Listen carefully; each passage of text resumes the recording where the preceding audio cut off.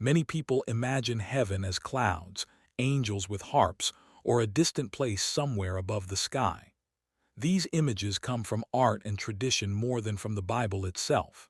When we look closely at Scripture, the picture of heaven is quieter, deeper, and far more meaningful.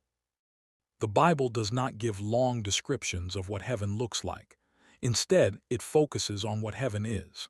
Again and again, heaven is described as being with God. It is not presented as entertainment or escape, but as life in God's presence. Jesus spoke about heaven in this way.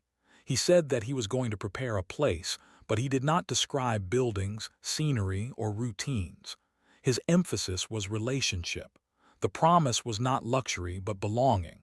Heaven is where God is fully present with his people.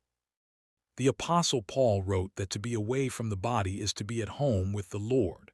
This tells us that heaven is not defined by geography, but by closeness to God. The comfort of heaven comes from presence, not surroundings. The Bible also describes heaven by telling us what will not be there. There will be no pain, no fear, no injustice, and no death. These descriptions are not meant to satisfy curiosity, but to give hope. Heaven is the end of suffering and the restoration of what was broken. Scripture uses symbols to describe heaven because human language is limited.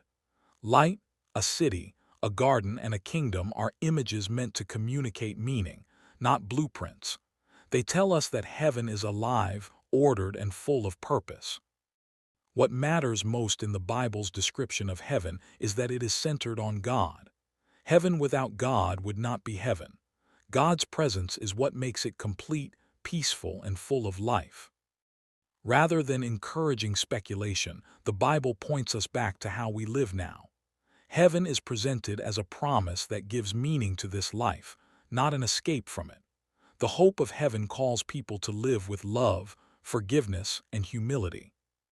In the end, the Bible teaches that heaven is real, but it is more than a place. It is life with God, fully restored, where nothing good is missing and nothing broken remains.